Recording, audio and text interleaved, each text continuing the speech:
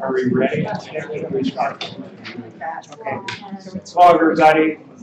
I'm Phil Barrow with Climate Stewards of Greater Annapolis. We want to welcome you all here today for a program on healthy soil.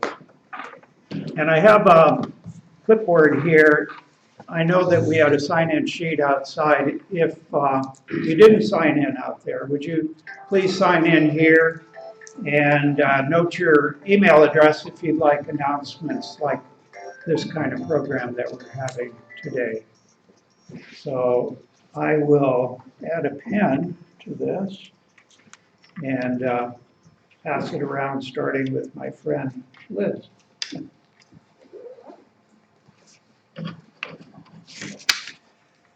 So, healthy soils. As you probably know, the Maryland State Legislature passed and the governor signed a healthy soils bill. And I think we have copies of that are in the room if you didn't get one. Yeah, it's out on the table. Okay, that's great. So the Healthy Soil Act, enacted by the Maryland Legislature last spring, a landmark bill, if you look across the country, which, if properly implemented in Maryland, will result not only in the production of healthier and more abundant food, but also fix more carbon in the soil and counteract the impact of global warming, which is a major concern of the climate stewards. I want to recognize somebody who put this program together, who envisioned it, who invited people, who's really the person we should thank, and that's Richard Van Hugel. All right. So Dick has a passion, as you may know. If you know him, you'll know he has a passion for healthy soils and agriculture, going back to his work at the Beltsville Agricultural Research Center, and continuing until today with his plant sales business from his home garden. So thank you, Dick, for all you're doing. Yeah. All right, our program today will feature 3 speakers who were involved in the development of the Healthy Soils Act and now involved in its implementation. And we'll also examine how we can expand its implementation and the potential for reversing global warming if practiced worldwide. So Dick has offered to introduce our speakers.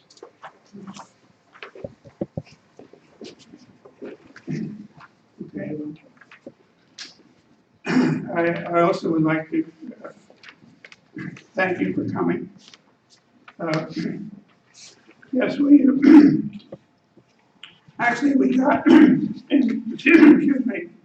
I had involved with the soil sequestration back in 2015 when we heard a group from Washington speak about the concept of reversing global warming by sequestering carbon in soil. And that group was the Biodiversity for a Livable Climate, headed by Phil Bolkinoff. And we had heard them speak in Bethesda initially, and then managed to get them over here to speak on in November of 2015. They gave a presentation, and lo and behold, Dana Stein was there at the meeting, and he was so inspired that he was the one who eventually sponsored the Healthy Soil Act. And he had, of course, help on it from Phil Bolkinoff and the people here at the meeting to develop the bill, which is, as Phil said, passed this spring. So that's how it came about. I mean, we can take some credit for it because of the meeting we held when Dana Stein attended. This afternoon, our first speaker is going to be Michael Locklear.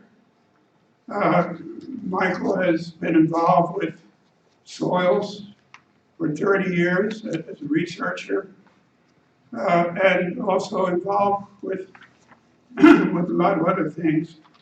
Just kind of go over them quickly. He was president of the Global Peace Project, founded in 1986 to reduce global hunger. He's involved with the UN. And former member of the Organic Materials Review Institute, involving organic agriculture. And then he's published more than 200 articles on health, nutrition, and alternative medicine.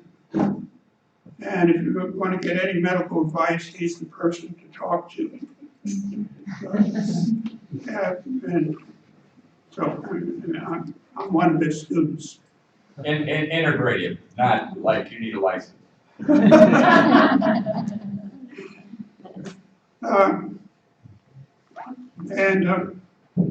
Also, Michael's involved with the project in Baltimore. It's a really immense project to reinvigorate the inner cities of Baltimore through, well, I'm going to let him talk about it, but before he starts his presentation here. But the other speakers,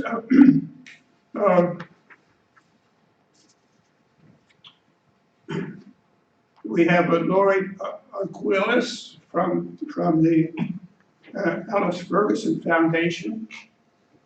And I haven't been down there to visit, but I hope to do so. But I looked up their mission statement and on the internet, and their mission is to connect people to the natural world, sustainable agriculture practices, and the cultural heritage of their local watershed through education, stewardship, and advocacy.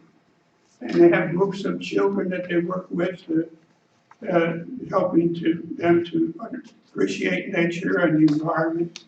And I'm sure we'll hear probably more about their program when she speaks. Our third speaker is Susan Payne. She's with the Maryland Department of Agriculture, and she has been working on projects or directing projects that improve agriculture so that the Healthy Soil Bill feeds right into what she's been doing, simply expanding it.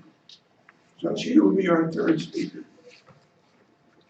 So we'll start with Michael. And first hear about his Baltimore project, and then he can go right into the presentation. Hi, good afternoon. Thank you all for coming. Louise Mitchell, my associate in the back, and I are part of a team of 10 people in Baltimore. We've been looking at ways of reversing poverty in the city using agriculture as a foundation. So particularly focused on urban agriculture. There are several projects in the city there. And workforce development around those projects, and developing entrepreneurial relationship to urban agriculture, getting ownership in communities that are classified as food deserts. So we've approached the Kaiser Foundation and ABLE, and we're in talks with them, and then we've been invited to make proposal on some of the components of the projects that we're currently looking at, and we'll be looking to expand them further. My main interest so far with the urban agriculture is they've been, some of them have been around for a number of years. There is a sustainability issue. They normally have to keep looking for funding. So as part of my experience as a farmer and as a farm consultant, I think that farms should be self-supporting. And so I'll be assisting them in whatever way I can to improve their nutrient levels and their operations so that they, and their marketing approach, so that they can begin to create a more sustainable project, and that gives a platform and more interest in expanding urban agriculture. in a city like Baltimore, in order to combat the food deserts that are there, about 156,000 people live in those areas. It would take about 1,000 acres of urban farming development within the city. It's also part of my conversation about resilience. That climate resilience should really be focused on, as a main component, individuals growing as much of their own food as possible, and that's urban environments and states should be focused on growing as much of the food that they use within their regional boundaries themselves. Because part of what the problem with global warming is coming is will be massive droughts, and in our case that could create a massive food shortage, which would result in significant social unrest. My presentation is the soil is the foundation of life. The future of humanity and the planet depends on healthy soil. From the Pope's encyclical, we're not faced with two separate crises, one environmental and one social, but one complex problem that involves both social and environmental issues. Minerals are what makes life possible. The human body is made up of 75% water, and the rest is minerals. This is also true with the planet. Soil is actually primarily composed of minerals, and it is occupied by living organisms. But the constituents of the soil itself is rock dust, it's minerals, it's all the mountains. Micro and trace minerals are essential to life. For instance, magnesium, a mineral that most people in the United States, about 85%, are deficient in, performs about 500 functions in the human body. Bacteria and mycorrhizal fungi also need minerals to function. In the absence of minerals, the addition of those living organisms, they would fail. It's also required for nutrient absorption in the human body, in an animal's body, and in the plant's system. And is necessary for the production of amino acids, proteins, and vitamins. In the absence of minerals, there would not be any production of those things. It cannot be replaced with manure or compost. We've known this since 1855 when the studies were done by the Royal Agricultural Society in England. When they first discovered their soils were becoming depleted in minerals, they attempted over a 7-year study to replenish those minerals by dumping up to 14 tons of manure onto an acre. There was no positive result, no net gain. That was initially where the group of scientists decided that they would try what is known as ammonia salts, close to the synthetic fertilizers we're using today. That not only did not improve the mineral content of the soil, but it actually degraded the soil further. So these must be returned to the soil, it must be physically added. These minerals are mined from different locations. One of them is from the ocean. The ocean contains 96 minerals, and those deposits can be used dissolved into water and applied to the soil. And the other are volcanic supplies. There's a product called azomite, which is mined from a 30-million-year-old volcano in Utah. I use both of these products in my consulting and in my growth. And the azomite contains 72 minerals, which the consensus on the alternative side of this, my side, would be that that's the baseline. You would not want to be below 72 minerals to maintain health in humans, animals, and plants. Hunter-gatherers. In the early beginning where hunter-gatherers were still associated with the transition of farmers, the anthropologists have discovered through fossil evidence that they were healthier than early farmers and people are today. They were larger, average 6 foot tall for men. Their bones were much stronger. They were more robust. They had no iron deficiencies. There were no infections found in any of their skeletal remains from any bacteria or other causes. Communicable diseases like tuberculosis was non-existent. There were virtually no cavities. And they had far less arthritis than the population that was beginning to farm, and they were living side by side. Their diet consisted of wild nuts, berries, fruits, wild game, fish, birds, and fungi, all of which was extremely high in mineral content at the time. The British Institute of Food Research, the IFR, tracks nutrient levels in food. And in 1997, their researchers looked at the changes in nutrient levels of food between 1930 and 1980. what they found was that foods had significantly declined in their mineral content. Vegetables were lower in copper, sodium, magnesium, and calcium. Fruits were deficient in copper, iron, potassium, and magnesium. Milk had lost 60% of its iron, and meat had 60% less copper and 10% less magnesium. The global healthcare crisis, in addition to the global climate crisis, is both addressed by soil health. So we must restore the microbial, fungal, and mineral constituents of the soil because it will promote the optimal health in humans. It will increase food security, facilitate carbon sequestration. It will establish environmental sustainability. The word sustainability means you can't be using anything that is not from a renewable source. So diesel fuel and synthetic fertilizers are not sustainable. And this process also creates humus in the soil as the plant grows. This is a chart from the United States Department of Agriculture showing the depletion of minerals in soil starting from 1910, when it was at 500 parts per million, down to 2006, where it is now below 50 parts per million, which constitutes the global consensus that we have destroyed the soil and lost 85% of our topsoil. The soil is dead. Whatever grows on it or grazes on it is deficient and therefore prone to disease and deterioration. And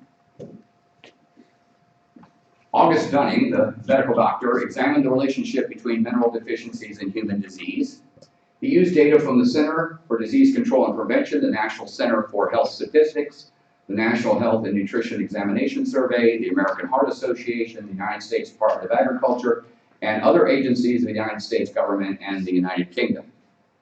On the next slide, on this slide, you will see the correlation between 1900 and 2000, whereas minerals begin to decrease, disease begins to increase in the population, and there's a junction at 1950, about the time we began using primarily synthetic practices in growing agriculture. And from that point, the minerals just take a nosedive and disease goes off the hook. Right now, we're about $3 trillion in healthcare costs in the United States annually. This can all be directly related to mineral deficiency and to the condition of the soil. Payne and Whittison. These gentlemen are the lead researchers in food nutrient levels in England. In 1940, they wrote The Chemical Composition of Foods. This is their statement. A knowledge of chemical composition of food is the first essential in dietary treatment of disease. Now, I thought that statement was interesting because in 1940, doctors were actually prescribing vitamins in food as a way of treating disease. That's not happening any longer. The pharmaceutical industry took over the AMA about 1955, and that whole process went south, and now a lot of doctors think that food has nothing to do with your health. And in any quantitative study of human nutrition. According to Dr. Otto Warburg, the man who got the Nobel Prize for discovering cancer, he said that no disease, including cancer, can exist in an alkaline environment. So if the body has a proper mineral balance, the body is alkaline. And currently, medical experts attribute acidity as one of the major leading causes of all human diseases. Next. You can trace every sickness, every disease, and every ailment to a mineral deficiency, according to Linus Pauling, who won his first Nobel Prize for the explanation of the chemical bonding process in natural systems. And then subsequently, his second Nobel Prize was won as the Nobel Peace Prize for his activities against the Vietnam War. He's one of only 4 people who won 2 Nobel Prizes, and only one of 2 people who won 2 Nobel Prizes in separate categories. In 1936, a group of men known as the Miracle Men, they were soil scientists, biologists, chemists, and medical doctors, testified in a special committee before the United States Senate. This is a statement from Dr. Charles Northern, who was a medical doctor who specialized in the time in gastrointestinal issues. That most of us today are suffering from certain dangerous deficiencies, diet deficiencies, which cannot be remedied until the depleted soils from which our foods come are brought into proper mineral balance. The alarming fact is that foods, fruits, vegetables, and grains are now being raised on millions of acres of land that no longer contain enough of certain needed minerals, and which are starving us no matter how much of them we eat. The current epidemic of obesity has been directly linked to malnutrition. That the person who eats 7,000 calories a day is really trying, their brain is trying to extract sufficient nutrients from them to sustain their body, and they can't because it's not in the food. There are plenty of organically grown oranges in grocery stores that have no vitamin C in them, for instance. One of Dr. Dunning's findings was if you were to attempt to get the same amount of iron from an apple today that you got from an apple in 1956, today you would have to eat 26 apples. Countless human ills stem from the fact that impoverished soils of America no longer provide plant foods with the mineral elements essential to human nutrition. Now, part of the group that supported this statement in 1936 was the lead soil scientist at Rutgers and the head of the chemical biology section of Johns Hopkins, Dr. McCollum, who discovered vitamin A, he discovered the B complex, and he was the man who linked the vitamin D deficiency to rickets. Most of the fortified food that we have today is a direct result of the work of Dr. McCollum. At the end of his life, he was called, well, let's move ahead. Albert McCollum. He was the first chair of the Department of Chemical Hygiene at Johns Hopkins University. In 1917, he discovered the vitamin A and the B complex and the link between vitamin D deficiency and rickets. He published more than 150 articles on the role of vitamins and trace minerals on nutrition, and his book, The Newer Knowledge of Nutrition, was the lead reference for nutritionists at the time. His belief was that you can eat what you want after you've eaten what you should. So if you had a proper mineral balance in your body, you could eat McDonald's the rest of your life and you would never get sick. You could eat all the dead food that's out there, and it would never create a medical problem for you. At the end of his life, he died in 1967, he made a statement that I can't find the attribution to, but I know it's true that he said it, was that basically vitamins were a waste of money, that what you should really focus on is the minerals. I personally take a mineral supplement every day, and I have for 30 years. Dick's now taking it. Time called him Dr. Vitamin in 1952, stating that he had done more than any other man to put vitamins back in the nation's daily diet. And after 100 years of Dr. McCollum's research, we're really not paying any attention. This is the USDA's chart on the percentage of population who are not meeting the RDA. Now, for people on my side of the fence, the RDA is a minuscule level of what you should. I take orthomolecular levels, which were created by Linus Pauling and Dr. Abram Hoffer. So I take, I think it's 7,000 times the RDA of vitamin B, and that's only 100 milligrams. And that's true, across the board with all vitamins. The RDA is, it was established by the government approximately 100 years ago to basically keep you from getting things like scurvy, beriberi, and then later rickets. But it was never designed to create optimal health in humans. It was just to keep you from getting those severe diseases. We don't really have them that much anymore, except that Linus Pauling said that heart disease was scurvy. So as you can see, magnesium, this ultra important mineral, 68% of the American population is deficient below the levels, the minuscule levels set by the government of the RDA requirement. When you get into calcium, folates, vitamin E, these are all things that are relating to heart disease and cancer development. And then you go on up the list. In 1945, Dr. William Albrecht, who was at the University of Missouri and at the time considered one of the foremost soil scientists in the world, was not happy about the transition to synthetic farming. And he joined Sir Albert Howard, who was the father of modern organic farming, in saying that these compounds, NPK, and the focus on that specific fertilizer as main inputs, would result in malnutrition, attacks by insects, bacterial and fungal attacks, weed takeover, crop loss, and kill the soil off so it wouldn't hold water anymore. The general loss of mental acuity in the population leading to the degenerative metabolic diseases and early death. Well, he was absolutely correct, and we have all the statistics to support that. Next. The Cushy Institute did a study, and they looked at vegetables grown in a dozen different types of vegetables grown in the United States and found significant nutrient declines from 1975 to 1997. So this was after the 1930 to 1980 test that was done by the British. So even within that short period of time, there was an additional depletion of 27% of the calcium, 37% of iron, 21% of the beta carotene, and 30% of vitamin C.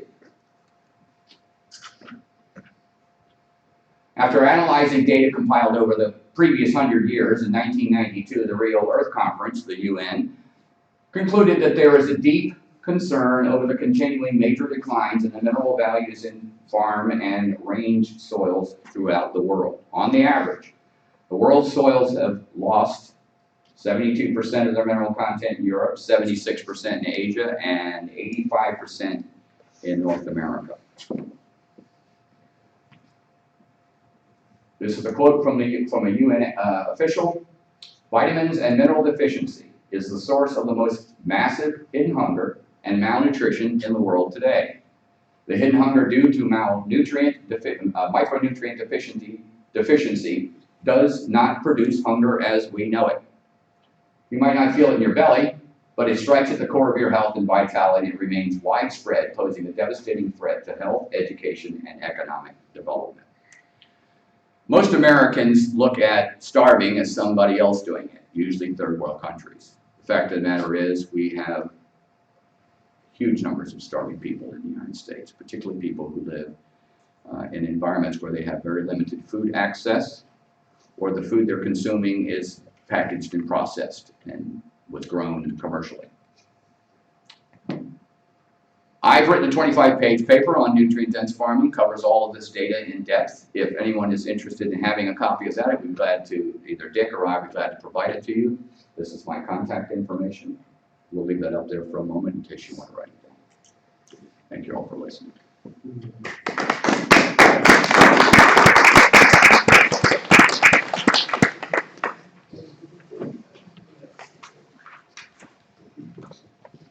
If you have any immediate questions or comments, we can have a little bit of time for that right now.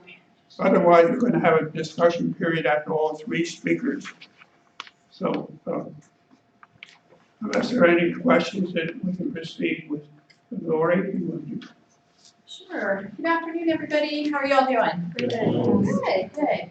Thanks for the opportunity to come back. And Dick, I really appreciated your very thoughtful introduction and the fact that that axiom is true, that whenever even a small group of people gather together, you cannot begin to predict the power of what will come from it. And so healthy soils have been gaining a groundswell, pun intended, over the last couple of years. And you know, I really appreciate, we're a nonprofit organization, we're governed by a board of directors, and my board chair's mantra is continuous improvement, which I love because it recognizes the fact that we have some things to celebrate. And I think in the state of Maryland, we have some things to celebrate.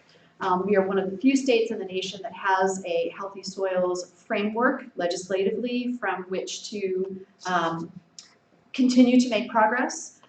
We have folks who are actively engaged, and I really appreciate every time I hear Michael talk, I feel like I learned something even more interesting, or I deepen my knowledge. I've listened more carefully to what he's had to say, and I really appreciate the focus on nutrient density as a way to talk about our food, because it helps to maybe depolarize the organic versus non-organic conversation. And I think what you want to have is people who are at the table and listening. And I'm sure that what you're going to hear from Susan is at least some of the great work that the Maryland Department of Agriculture is already undertaking around the ability to measure important components of our soil health, including carbon. One thing I've seen Dick do in the past that I didn't see today, I will tell you that I am by no means an expert. Like all of you, I am learning every day. And I think if you're not learning, you're not living. And so here we are, living today. That's a privilege that we get to offer to students every day. I promise I'll make sense. I'm just going to meander for a little bit, so walk with me, if you will. We have that privilege every day. We've been in business for 63 years, the Alice Ferguson Foundation for Environmental Education. Ferguson? The Alice Ferguson Foundation. We are located in lovely Accokeek, Maryland. Anybody ever heard of Accokeek? Oh, the enlightened, of course, at the Quaker House. I would expect that. So we are, for those of you who have not been down that way, just get on 50, take a left on 301, and keep going until you can't go anymore. And eventually you'll end up in the general neighborhood of the Accokeek area. So we have a 300-acre working farm on the banks of the Potomac River that serves as our environmental education campus. So we are educators, we are farmers, and I like to think that our product is education. That is our main product. We have a few other products. If you're interested in some grass-fed, rotationally grazed beef, come talk to me. I'm happy to hook you up. But really what we're doing through our mission is connecting people to nature, to sustainable, and I want to amend regenerative agricultural practices, and the cultural heritage of their local watershed. So that's what I get the privilege, along with a wonderful team of people, doing every day. We've done a couple of things to walk that talk in the environmental realm. And one of them is to, as we've enhanced our campus, we have built one of the world's only Living Building Challenge fully certified structures. There are only 15 in the world, and you have one of them right here in the state of Maryland.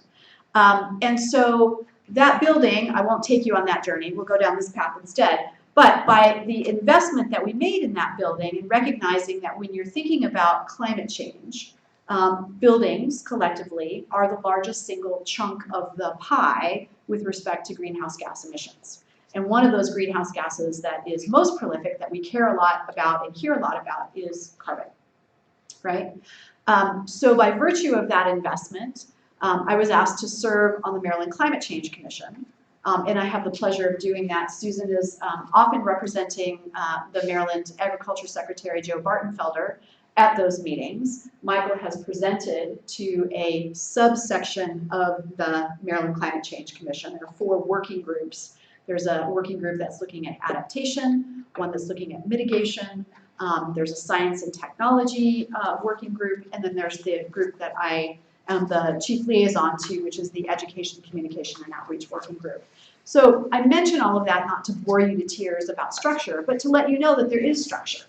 And to circle back on all of this, Dana Stein, who you have hosted here and has been a part of your conversations, has used his bully pulpit from the legislative perspective and the things that he's learning and being engaged with through the Maryland Climate Change Commission to do something that very few states have done. And so now we've wandered back around to the Maryland Healthy Soils Bill, HB 1063. And so what that bill does is provide a really important framework from which to operate. And I'm sure that Susan will talk a little bit more about what that means for MDA, how it meshes with things that MDA is already doing. Let's remember continuous improvement, and the things that maybe MDA would like to do in the future, or maybe even some things that you'd like MDA to do in the future. And I found Susan to be a great partner and very progressive in listening and knowing the needs of different farmers. We have different types of farmers in the state of Maryland. We have lots of different types of soil in the state of Maryland. Other than Susan, does anybody else in the room know what the state soil in Maryland is? Clay. Yeah, that would be a good guess. I didn't know. See, I'm learning today too. The state soil in Maryland is sassafras, right? So, but that's only one of the many types of soils that we have in Maryland. And so when you're starting to take the sort of 50,000 foot view and bringing it down to a really practical level, Maryland is actually a leader in a testing regime that helps farmers not only understand the hydrology of their soil, but also the carbon content of their soil. So yay us, right? This is a really important step in the right direction. So why does it all matter? the notion of being a carbon-based being on a carbon-based planet is something that you probably don't think about every day, unless you're an ecologist or you happen to remember what you learned in 7th grade science. These are just not the thoughts that kind of clutter our daily lives, right? But I've had the opportunity through this intersection of the work that I do every day and the Climate Change Commission work and getting to meet really smart people who challenged me to think differently, to think about what does that mean and what is that system, and to remember that a carbon-based being on a carbon-based planet, there's a cycle. What do we breathe in? Oxygen. What do we put off? Carbon dioxide. It's all right. I mix it up sometimes too. It's all right. And what happens, the exact opposite happens with the flora that we are blessed to have on this planet, right? So there's a cycle. And it turns out that the deeper that carbon through all this underground activity, there's a workforce that we have underground. Who knew, right? Did anybody know that there's tons of little microbes that are running around talking to each other, and one's taking nitrogen from the other and phosphorus and all those minerals and everything else that Michael was talking about around our human health that so directly impact us are also impacting the planet. And there's a whole, I'm not a soil scientist, I do not play one on TV, I do not play one in the educational realm either, but as I continue to learn, I've learned that there are certain types of plants that have deeper root systems, and the deeper you get that carbon down where it belongs, where our natural cycle of carbon has put it, probably not the smartest thing to dig it up and burn it and put it in the atmosphere. But the good news is that there's a solution to this. And so as we talk about climate change, you often hear the words adaptation and mitigation, right? Have you heard those terms? So mitigation is really like, oh, what can we do differently? How can we curb our carbon habit? How can we be more energy efficient? How can we rely less on fossil fuels and more on renewables and things like that? Adaptation is like, ooh, it's going to be an interesting new world. What are we going to do when we have 3 to 10 feet of sea level rise over the next 50 to 80 years? What's that going to look like for your house? What's that inland inundation going to be like? I'm still amazed, having grown up in California, that Maryland has one of the most vulnerable coastlines for climate change. And when you stretch out the Chesapeake Bay, it turns out it's pretty big. So there are lots of reasons for us to care about this as Marylanders, as well as people on the planet. And so the piece of the equation that I think seems to be missing, as I've been thinking more and more about this, is the idea of regeneration. And how do we put regeneration, particularly as applied in the agricultural realm, how do we put regeneration into the equation? There are a couple of great resources. I came without my security blanket of a PowerPoint today, so you can just get me. But there are a few resources that you might want to take a look at. So there's certainly the Maryland Climate Change Commission. It's the Maryland Department of the Environment is the host agency for this commission. Just Google Maryland Climate Change Commission. We do reports every year as required by the legislature, and I'm thrilled to say that while I don't believe this year's report has been publicly released yet, it will be very soon, it actually talks about the role of regenerative agriculture in healthy soils. I don't know that we know enough yet about specific locations to say, hey, farm X, here's your carbon sequestration capacity, but we're working to get to that place. And what's the benefit? Why would a farmer want to do this? Well, you get greater customer satisfaction if you're providing more nutrient-dense food, so you as the consumer have a lot to add to this equation. You're going to have greater profitability because when you're practicing regenerative agriculture, you're doing things to enhance the soil.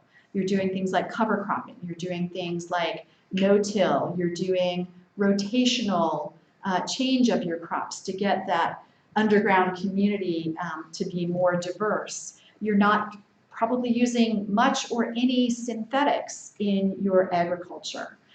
So there are a whole variety of different best management practices that help to stimulate that healthy soil that then gets that carbon back in the ground that then benefits you. The benefit to the farmer, though, is that there are lower costs for production. And so as a result of that, you get greater profitability. And when you have regenerative agriculture versus conventional agriculture side by side, you have greater resilience and prolific production. So there's some real strong advantages for the farmer in this equation as well. And when it comes to water quality, that underground community literally forms a community. It's called an aggregate ball. And the bigger you can get the aggregates, the more space there is, and then the water stays in there so that it's not running off because there's an impervious layer at the top. It's sinking into the ground where we want the water to be, and it's not, in droughty times, you've got more water that's kind of soaked up like a sponge into that ground, so there's the ability to draw from that water.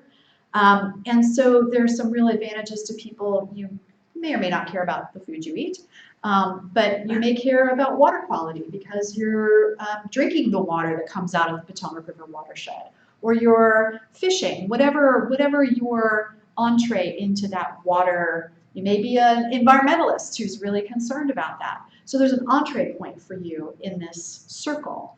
And then, of course, there are benefits, as I hope I've described in a way that feels somewhat relevant and meaningful, around carbon sequestration.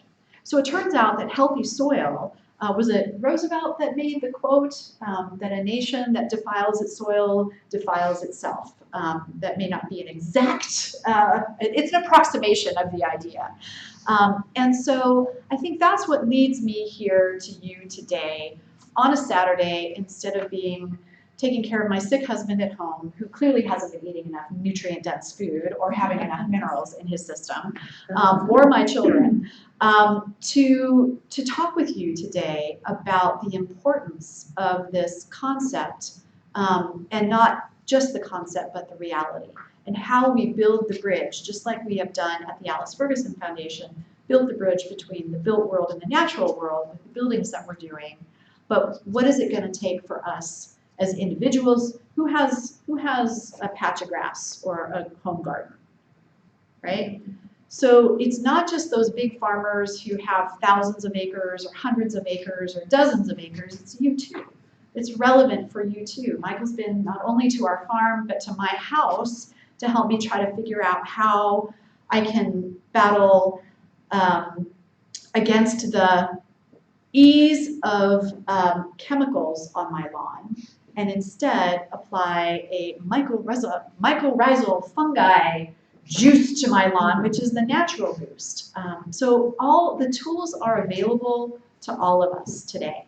And what we're looking to do is help that groundswell to become ever more accessible. Whether it's to you as an individual or whether it's to farmers in general, and quite frankly, to the problem solvers of the future, which are those students that we have the privilege of serving every day. So I think with that, I will wrap up and turn it over to Susan, and then I guess we'll come and sit up here as a group and chit-chat some more. So thank you for the opportunity.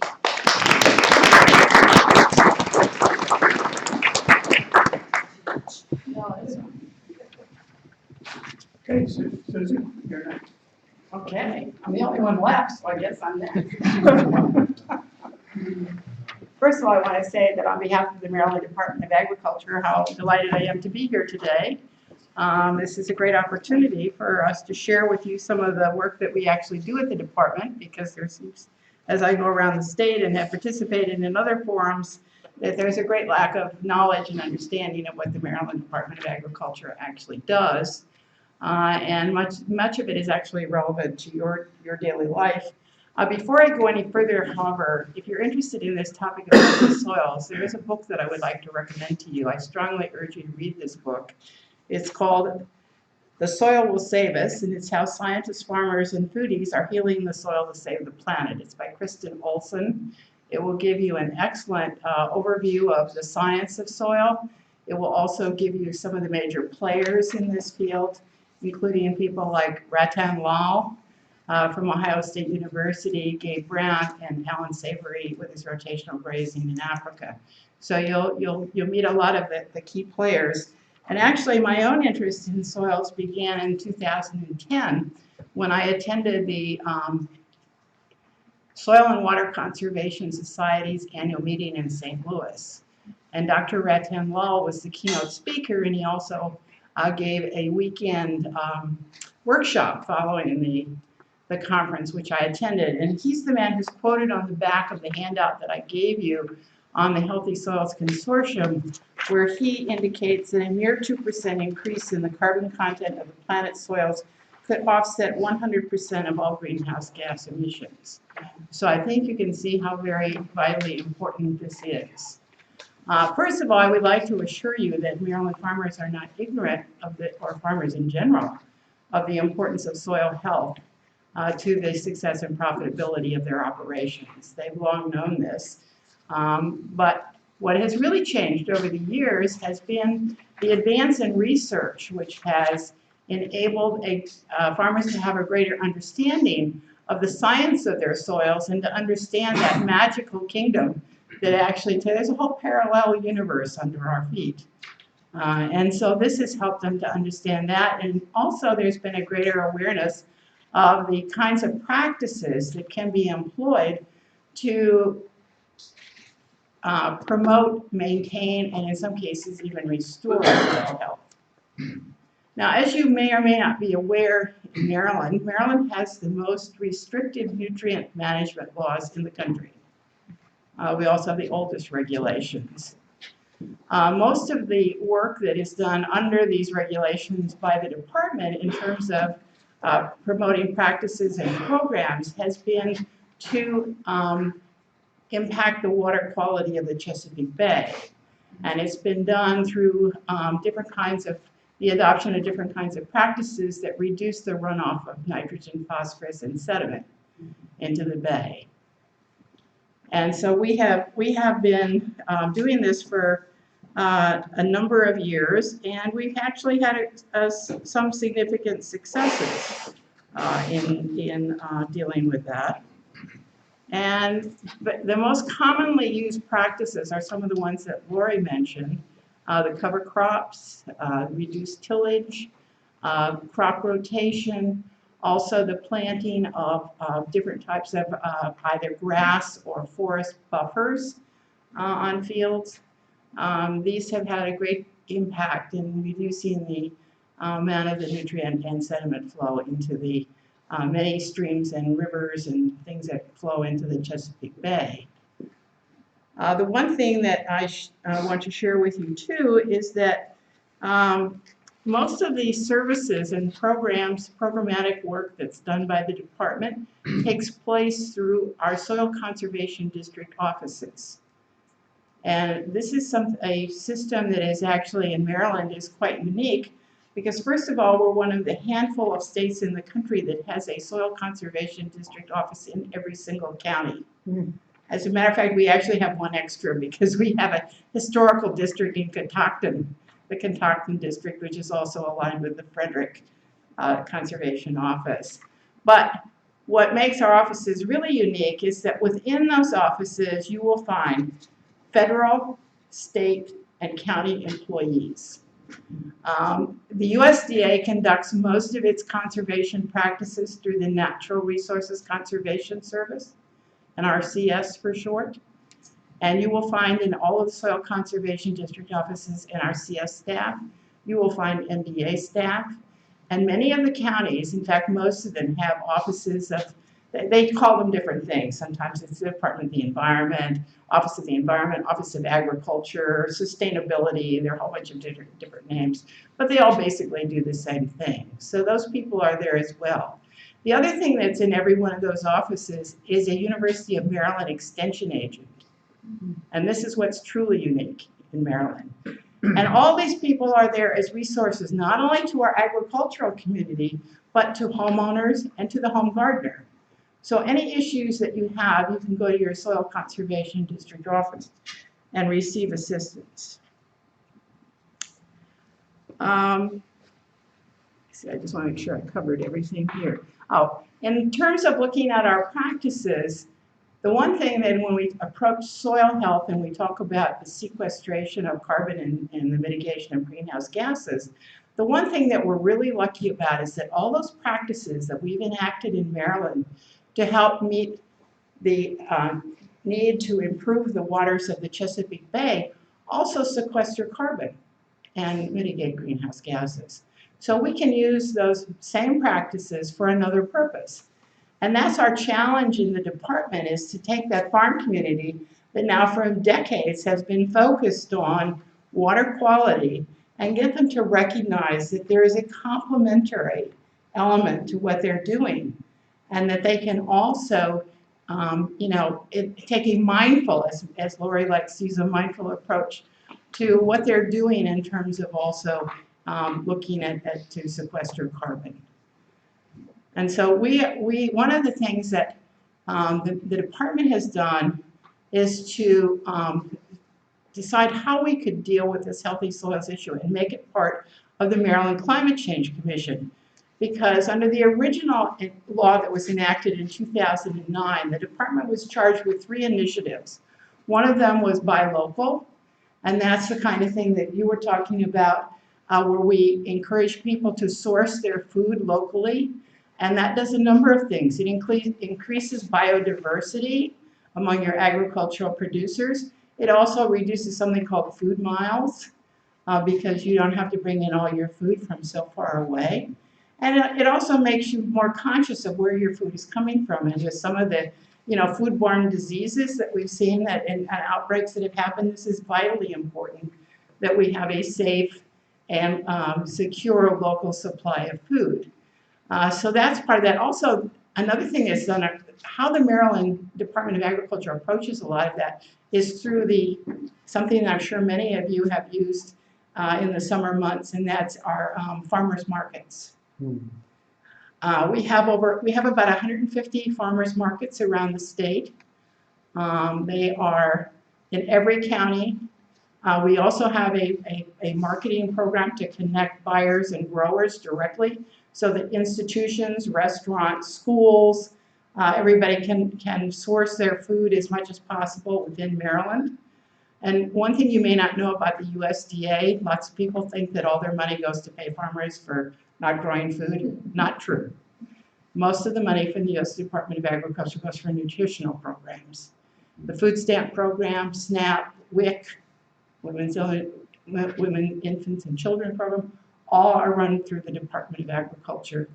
And so all of our farmers markets are set up so that the people who use those programs and try to counteract the idea of food deserts, so that they can use their benefit cards in the farmers markets. And they can do that in every farmers market in Maryland. So this is in advance. Also, the department is working with one of the schools in Baltimore City in terms of urban farming. They've set up a project. Which schools are in Clifton Park?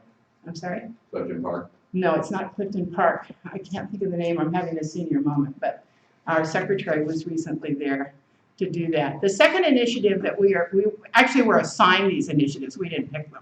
The second one that we got was land preservation, preservation of land and agricultural and forest lands. And this obviously is very important in terms of sequestration, because it means that land is not converted from pasture or cropland into real estate developments, and you have to build all that infrastructure with all those impervious surface roads and all those kinds of things. We have a goal in Maryland to preserve a little over 1 million acres. We're between 500,000 and 600,000 right now. It's done largely through the Maryland Agricultural Land Preservation Foundation, which is also known as MALF, and they are active in every county. Another thing that we use is CREP, which is the Conservation Reserve Easement Program, which is run by the federal government. Maryland is authorized for 100,000 acres of CREP. Our peak was 77,000. We're currently around 57,000. And all that, what that program does is to take land that's not necessarily desirable, it might be highly erodible land or other types of soils that are not really appropriate for agricultural purposes, and to put them into grass forest buffers into habitat for birds and bees and all that sort of stuff. So that's what that program does. And our third one is we are charged under the Greenhouse Gas Reduction Act of 2009 to stack carbon credits onto the nutrient trading market. One of the things that I do at the Department of Agriculture is I run the Ecosystem Markets Program and also the Certainty Program. And in that capacity, I administer something called the Maryland Agricultural Credit Certification, Verification, and Registration Program. Not very catchy title, but basically that's a program where farmers can generate credits by going well beyond their baseline, which is either the more stringent of the Bay or local TMDL, their total maximum load for their segment of the watershed. And they could generate credits, which potentially they could sell to someone. We're just in the final phases of getting that program up and running. But I've told the Maryland Climate Change Commission that given the collapse in the price of carbon and the fact that we don't have a robust trading market at the moment, that I would like to defer moving forward with that. We will do that sometime in the future. So, you know, those were the initiatives that we had under what was called the 25 by 20 plan, which is a 25% reduction in emissions by the year 2020. The Maryland Climate Change Commission right now is working on something called 40 by 30, which is to reduce the emissions further by 40% by 2030. So when we were looking at ways that the Department of Agriculture could meaningfully participate in moving this forward, we suggested the Healthy Soils Initiative. And we proposed it as a joint effort between two of the four work groups that Lori mentioned, the adaptation and response and the mitigation work groups. Luckily, I sit on both of those. Or maybe not luckily, but it keeps me busy anyway. So that we proposed to the commission that they adopt a strategy for carbon sequestration using the soils. Because it seemed to us this made a lot more sense than putting everybody into an electric car. I mean, electric cars are nice and they're good, but they also draw on power plants to create the electricity, and they're also expensive, where, you know, soil is, we've all got dirt. I mean, you know, it's around us, so we thought, you know, this might be a practical approach to take to this thing. So we proposed this initiative. We formed something called the Healthy Soils Consortium, and I handed out to you our mission statement and our current membership. The one thing you'll note on this list is you don't have anybody here. I would like to invite you to send a representative to the consortium. We have our next meeting coming. Lori is a member. I'm sorry. Louise, I want to say Betsy, and I knew that was wrong. Louise is a member, and I'm a member, so that we would like to have, you know, someone from your group there. Our next meeting is on Monday, the 27th of November, from 9:30 to 11:30 at the Maryland Department of Agriculture. And so if you like, where are we? Which is where? We're in Annapolis. We're at 50 Harry S. Truman Parkway, right off Riva Road. And we have parking conveniently at our second cow statue, as we're proud to say. You have a cow. I'm sorry? You have a cow. We have two statues, actually. We have two statues. With nice hats on. Well, sometimes they do. We have people in the community who tend to decorate our cows.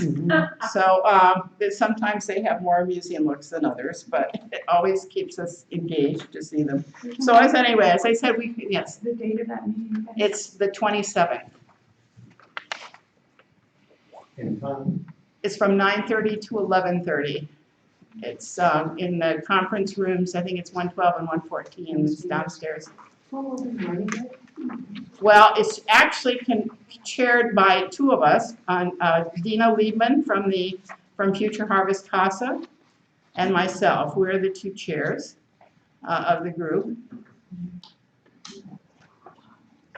And this, and also as part of this, we were very active in supporting Dana Stein in his proposal of House Bill 1063, This bill, by the way, is modeled, and much of the language is taken directly from the California bill that was passed the year earlier. There's one major difference in this bill and the California bill, and that's that the Californians gave their Healthy Soil Initiative $7.5 million. We got zip. So we have no money at the present time. But that doesn't deter us. We're used to this, the Department of Agriculture. We had our budget cut again this year. As a matter of fact, Lori came in and made a joke about she wanted to pillage and plunder our budget for another purpose, and I said, you were too late. I said, it's already been done. Pillaged and plumaged. I'm sorry? I said it's already been pillaged and plumaged. That's right, it's already been done. But anyway, so, as I said, we testified in behalf, we helped craft the language of the bill. We testified, I myself testified before both the House and Senate committees, and you'll be glad to know that not only did it pass the legislature, it passed with only one negative vote. I don't know who that person is, but I'm gonna find out one of these days who cast that negative vote. The other thing that we proposed too is that I gave you the recommendations that were made by the joint, this language appears in both of the recommendations from the Adaptation and Response and Mitigation Work Group about various things that we need to do to implement the Healthy Soils Bill. It just became effective as of October 1st. Now, what we've been doing in the department is we've been examining our programs, our existing programs, and see how we can refocus them to serve this dual purpose, as I mentioned earlier. The other thing that we're going to be doing is using the consortium, because you see we have a powerful group of people here. I mean, we have a lot of expertise on this list, and actually the group just put together a program of study that will last for about 12 or 18 months. And one of the things that, several of the things that we're going to be doing is that we're going to be putting together the menu of practices that are the most efficient to be used for carbon and greenhouse gas sequestration.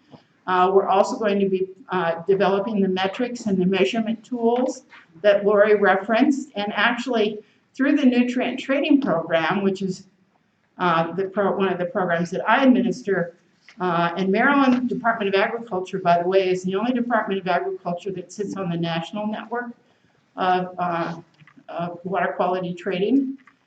We have a very sophisticated tool. It's farm-specific, site-specific, farm-scale, site-specific, and we use soil, slope, hydrology, weather, in addition to the agronomic practices, all of the best management practices that are on the farm, and we can assess the nutrient runoff from the farm, and we can also calculate carbon.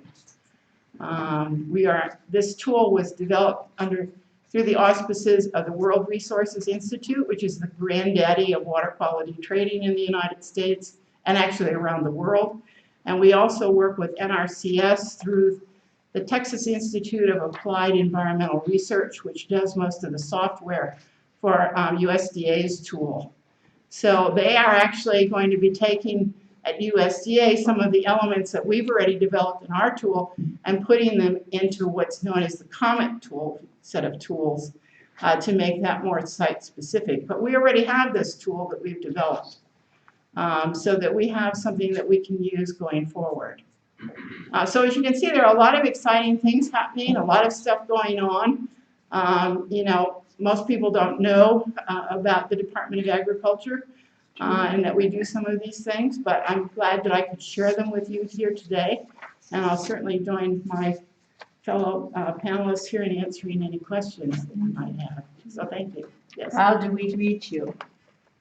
Oh, I have my card here today, so I'll give any of you my card that you would like.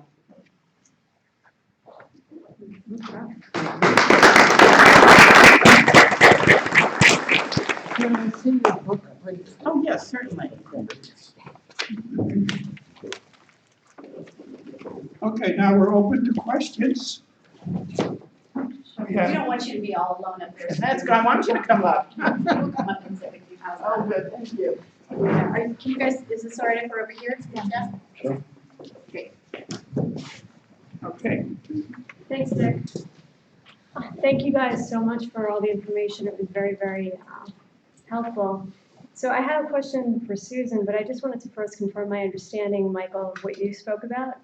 So the depletion in the soil, would you say really accelerated after synthetic use of chemicals in the soil? No, the science reveals that the depletion of soil started about 8,000 years ago. And in fact, the leading cause of collapse of civilizations over the history of the world has been soil depletion. Okay. The mineral loss and all of those conditions existed long before synthetic fertilizers were introduced. In part, the introduction of synthetic fertilizers was in response to a predictable food shortage going forward. And in World War II, people had victory gardens, mainly because we couldn't produce enough food. Mm-hmm. And the degradation of land by that point was already beginning to show indications of these serious food shortages. So we needed to come up with lookalike food, which is what we've got. And also, Dr. Rattan-Wall has said that by 2050, we need to increase our food production sevenfold, That's correct. just to keep up with the population increase worldwide. We need a 75% increase in food production according to the UN. The problem with that is we no longer have enough land in the world to do that. So that's why we also need to make much more efficient use of soil. Okay. And it's also another thing that, at the turn of the century, that from when we went from, from the 19th century to the 20th century, approximately 50% of our population was on the land. That's right. Up till World War II, really. Right. And today, the number of farmers producing even a larger quantity of food is between 1% and 2% nationwide Gotcha. of our Okay. population. So there are possibilities out there, but we will reach the end of those limits at some point. 2030, the UN says we're going to reach we've already reached the carbon tipping point when we pass 400 parts per million. But there's a second tipping point coming, which is food capacity versus population increase. So that will occur in 2030. And that will probably be a far more immediate and significant problem than the carbon is. It's more short, it's more short term and it'll impact people more. So I wanted to confirm my understanding before my ultimate question to Susan about the synthetic pesticides, herbicides, everything that's going into the soil right now. Mhm. You spoke about California, and they just passed legislation. Their glyphosate, which is the chemical that's in the herbicide, pesticide, which is Roundup, has been identified as a carcinogen or a cancer-causing agent. So in a couple of years, I think next year they're going to have to start labeling that, and they're going to have to start really focused in on that. So how is it that we have a state that's on the verge of bankruptcy? The state itself is in terrible economic shape, and they're able to find about 7 million, I think you just said, to put into this. No, that's the state of California, Okay, the state, right. of California. So when I look at the state of Maryland, my understanding is that when we got the Healthy Soil Act put through and the governor signed it, that we actually had to take wording out of the bill that restricted use of synthetic chemicals and fertilizers. Exactly. And my understanding is that was due to the influence of the Farm Bureau and the Department of Agriculture. So my question is why? Well, I can't tell you, answer all your concerns, because obviously all pesticides, not just the Roundup pesticides, are potentially dangerous if misused. And, because, for example, when you plant cover crops, you have to do something to get that cover crop either off the field or do something with it in some way. And one of the things that has been used as a practice to do that is what's called burning it down, which is using a herbicide to kill it. And that is considered by people who work in the soil field, and this includes Ray Weil, who actually wrote the textbook on soils at the University of Maryland, who says that the worst thing you can do to your soil is to till it. And so he says that if you use pesticides appropriately and with moderation, that they are less damaging to the soil than tillage is. Now, what we tried to do in passing the Healthy Soils Bill was to not get bogged down in a lot of ancillary issues because, and we do this at the consortium too, because we have people at the table whose main issue is pesticides or it's compost or it's biochar. I mean, you know, they're basically one-issue people. And what we were trying to do through the consortium and through the Healthy Soils Bill was to bring together a group of people to accomplish what we could agree upon, not what we didn't agree upon, so that we didn't waste our time in getting bogged down in some of this stuff and move forward with what we could do. Yeah, and I think, you know, just even Michael's response, it shows the complexity of the challenges that we're facing, and that it's easy to think, oh, it's this, you know, but in fact, it's the level of complexity and the number of factors that affect anything. We do just a little bit of a side note here. We do an activity called Who Polluted the Potomac? Has anybody ever seen that activity or heard that activity? And so, you know, the sort of popular thing to do is to pick your favorite, like the thing that you know is the problem, right? It's maybe the air residue from the factory or the power plant, or it's the oil, or it's the agriculture industry, pesticide runoff, whatever it is. The fact is, the point is, by the time you're done with this activity, you realize that that we're a part of it too. So I say that as much to point out the complex nature of the problems. And I think that, you know, having been involved both, not currently, but in a previous life in government, I've been in the nonprofit world, I've been in the education world.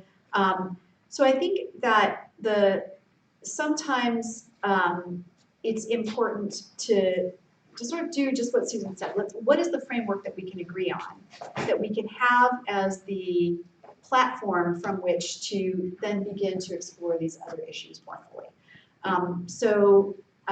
You know, you and I may have the same opinion on that, but the platform that this bill has provided allows us the ability to explore and deal with that further. So, Right, thank you. Let me also- Well, that's why I asked Susan particularly. Thank you. Let me address this as well. There are plenty of soil scientists in the world who would disagree with Dr. Weil. One of them, there is a study that was done globally on the effects of the use of synthetic pesticides, herbicides, and fungicides on soil, and they found that they basically destroy the living organisms in the first 8 to 10 inches. Right. Tilling death is usually somewhere in that proximity. So it's sort of like, yes, a knife wound may be better than a gunshot, but the result is still the same. Roundup is a horrible chemical, one of many. One of many, right? Yeah, and its impact on human life is devastating and denied.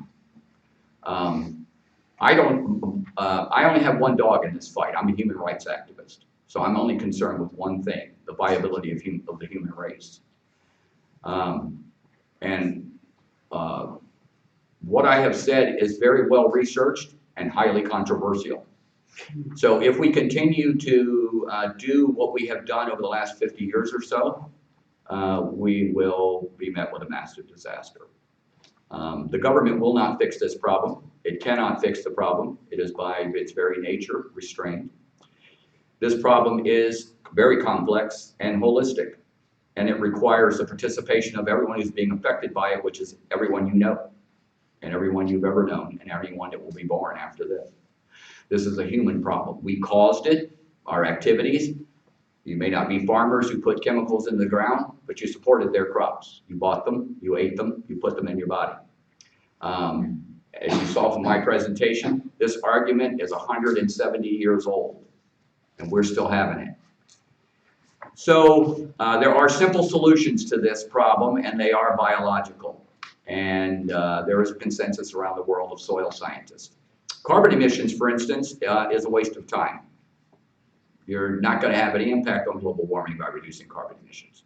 But you can have an enormous impact on restoring on the climate by restoring the soil, as Dr. Law, among others, has made very clear. We could reverse global warming in less than 20 years if we got to the business of restoring the soil, which means putting back the fungi, putting in the microbes, and stop killing them. Right. Thank you.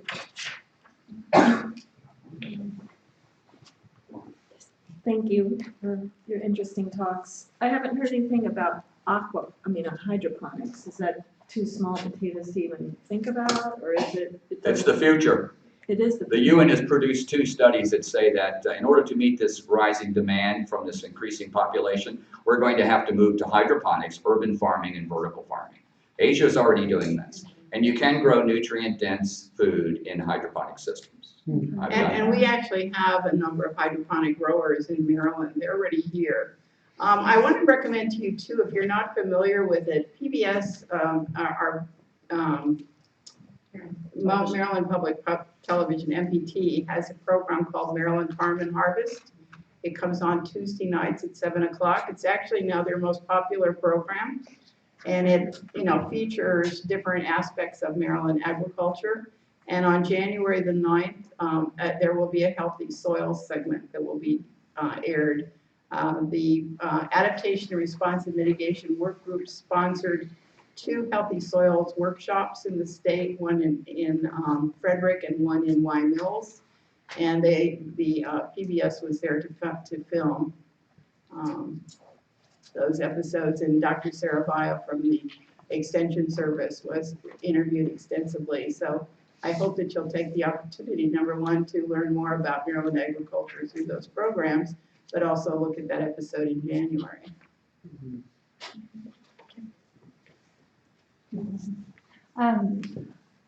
I support the whole idea of healthy soils. I think it's really important. I think it's a huge component of something that we need to do to help restore the ecology of our country, of the world, and the health of all of our populations. The issues that I have, the problems that I have, is I have a problem with your argument about climate change. The science has demonstrated. You mean me specifically? Well, yes, your ideas about the only thing that we have to do, is to get these soils back in. Sure. And I know we've talked about on some of your previous slideshows some of the information, but the scientists have demonstrated that the carbon fingerprint in the atmosphere that has caused global warming and is linked to fossil fuels, is linked to the carbon that has been sequestered for millions of years that we have been pumping out and that we have now put into the atmosphere.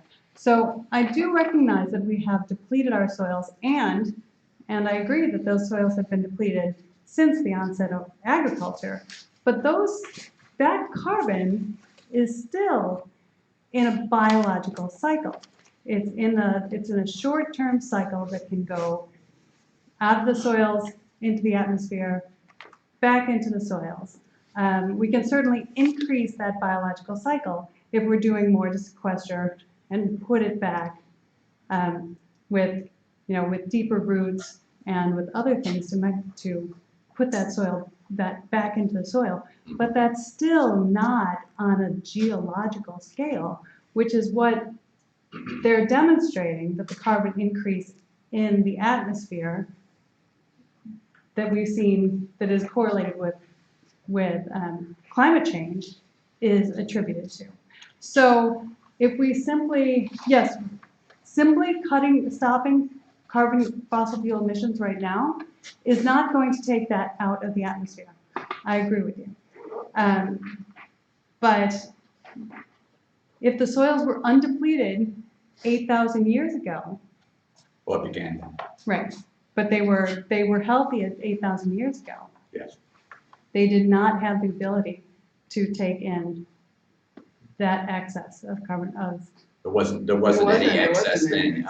We were 250 parts per million at the beginning of the industrial age. Right. So that's the stable level of carbon required for life on the planet. I can address this in 2 ways. And that was a stable cycle that was going Correct. into the biological system Correct. and then back out of the biological system. Right. Right.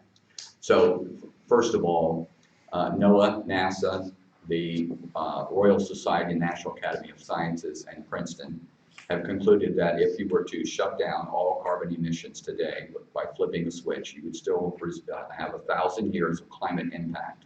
That is why at this late stage, putting a great deal of effort as an environmentalist, we've been doing it for 50 years, trying to get lifestyle changes and combating corporations to lower carbon emissions. That is no longer a viable approach given the amount of time that's available. And what we do know is that agriculture has produced more carbon into the atmosphere than industry and transportation.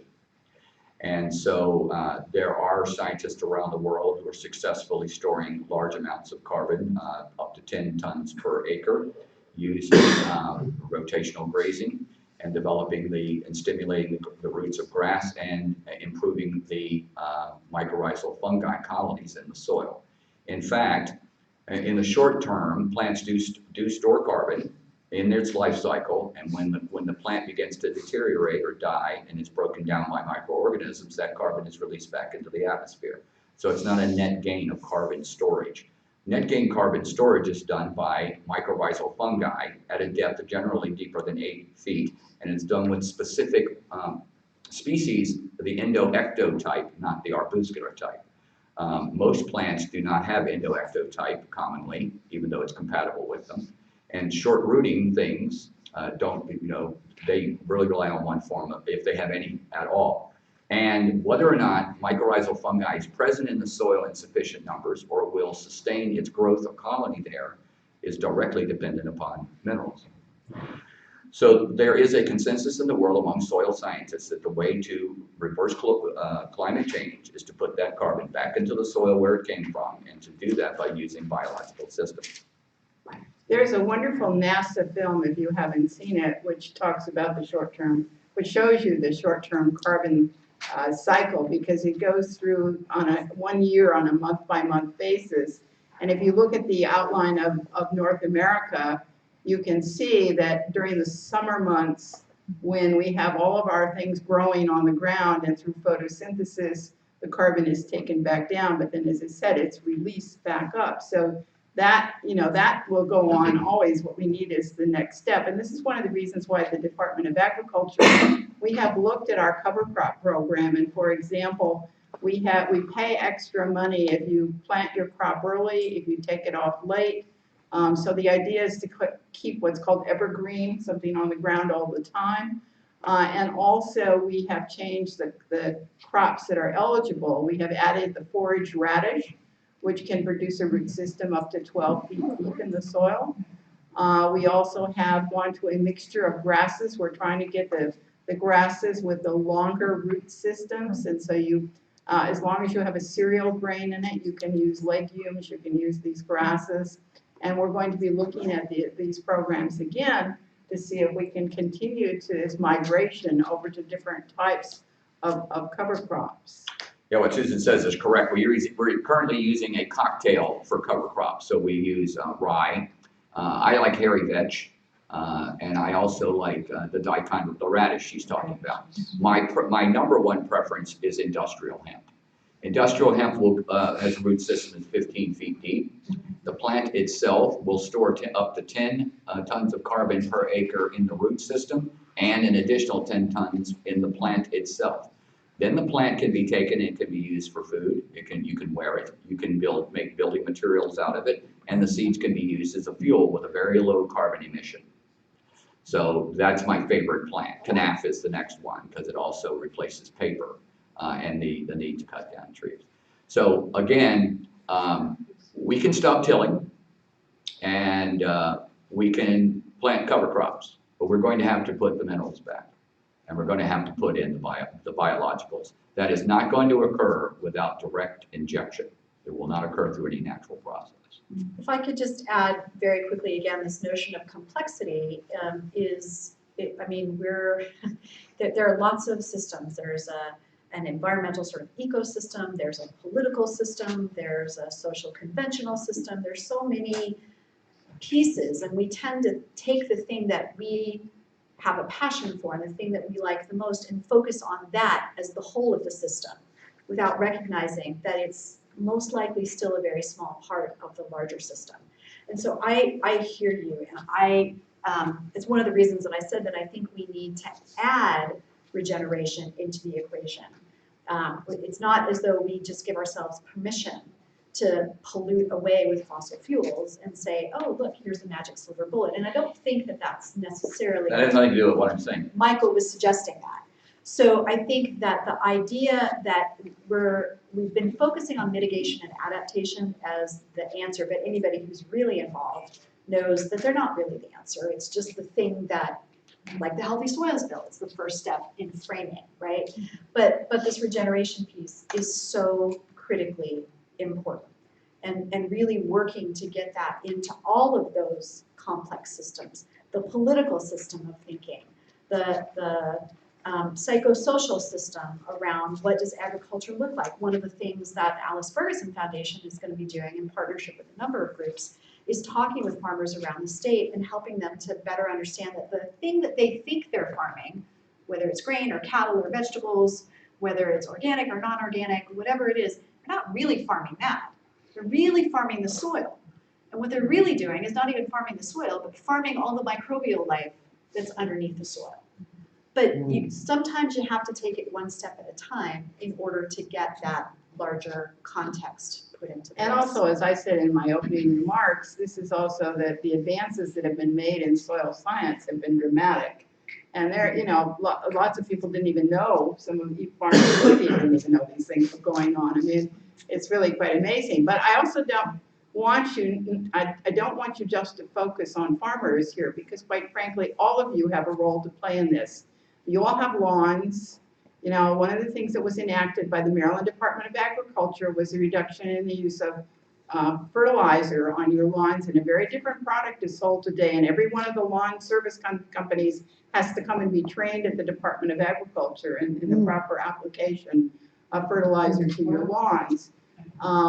So that's one. And the other part here too is the construction industry. I saw a very interesting presentation by one of the scientists from the University of Maryland on the construction techniques that are used, you know, with the heavy equipment that comes in to build these, you know, the new developments, and what they do in terms of compaction to the soil, and they turn previous pervious surfaces into totally, and they might as well be concrete. And if you look at what happened at Ellicott City, that wasn't just a rain event. That was also contributed to by the development that had taken place above Ellicott City, and those soils were no longer holding that water as it came down, and that added to the torrent of water that came through Ellicott City. So all of these things are important to add to the kind of equation and the complexity of what we're dealing here with. And it's not, and you know, the farm community, you know, is obviously willing to help and wants to help because it's to their benefit to do this, because, you know, this improves their profitability. And if you don't, the truth of farming is that many of our farmers in Maryland actually operate on very slim margins. One of the highest levels of poverty in Maryland is in Dorchester County, which is an agricultural county. It's not in Baltimore City.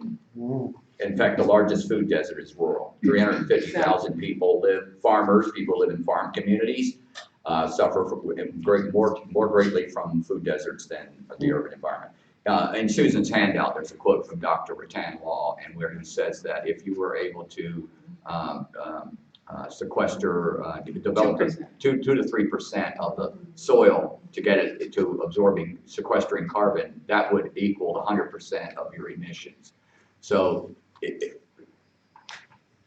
no, I'm not saying that we could just do whatever we want. What I'm saying is we're going to do whatever we want. There's been, in my 50 years as an environmentalist, I have seen absolutely no success in changing lifestyle at this level, whether it be obesity or environmental or crime or drug use or whatever.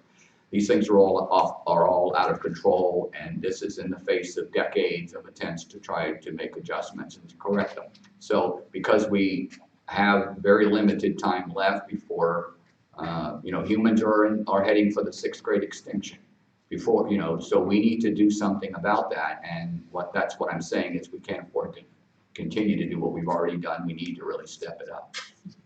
So this gentleman had a question, and ma'am, I know you, and then the young man over here. Thank you very much for keeping an eye on Who's losing blood flow in their fingers?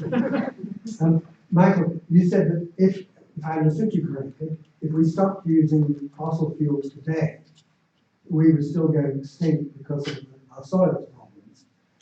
How long do we have if we don't use fossil fuels?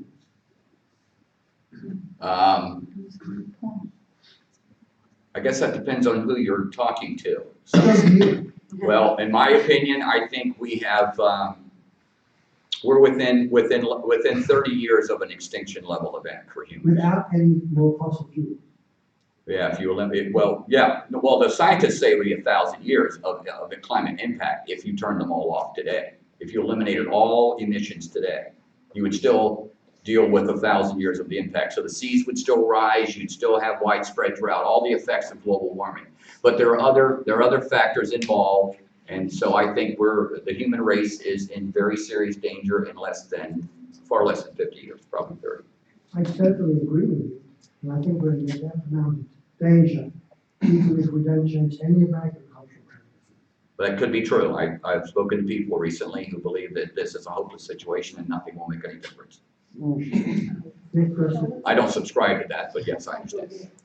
Well, and again, there's so many complex factors here. Like, we're not gonna just switch off the fossil fuel. But if Well, we can't because we don't have replacements for if it. we're mitigating, if we're adapting, and we're regenerating, what do we do to make the equation work more in our favor as opposed to less in our favor? I have 2 members of the next generation that live in my house. I have an 11-year-old and a 13-year-old. I love them with all of my heart. Some days a little more than others, depending on how messy their rooms are. But, I like Michael, I can't give up hope. Because if I give up hope, I give up on them. No, my point is if we concentrate on the right problem. Correct, and the right problem is getting it out of the atmosphere. And the way you do that is focusing on getting it out of the atmosphere, and the only place to put that is back in the soil. And, I've been a farmer for 45 years. I have 30 years experience as an organic farmer. Farmers are the foundation of civilization. So farmer is going to be the way this is going to get solved in the end. It's going to be the farmer who does it. But we're already in global food crises. The Syrian civil war is a result of drought and food crisis. India, the leading cause of suicide in India is farmers killing themselves. So the city populations are growing enormously because the land is dying and people are moving into the cities, causing food shortages, and then you have civil uprisings. And I mentioned that earlier. If California enters its mega drought, which occurred 1,200 years ago, that drought lasted for 200 years. If NASA's correct, and we're about to enter that cycle again in 2030, you have a civil war on your hands in the United States because there's no food supply. So I think the young man over here had a Please, question. that was a question. Do you remember? Did you raise your hand, honey? Yes, he did. Well, what if you don't have a lawn?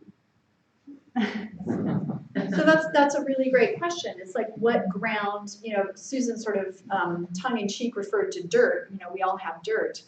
We probably do all have dirt as opposed to soil. You literally do, yeah. So, and I think that's the lady who asked about hydroponics. Hydroponics is a great source for food, but it's a solution that only looks in a very contained manner, as opposed to how do we get more ground, how do we get more space for soil, and how do we stimulate healthy soil? I mean, maybe like you were talking about, Michael, with vertical farming, whether that's hydroponic or whether that's soil-based. I'm It's hearing hydroponics, that yeah.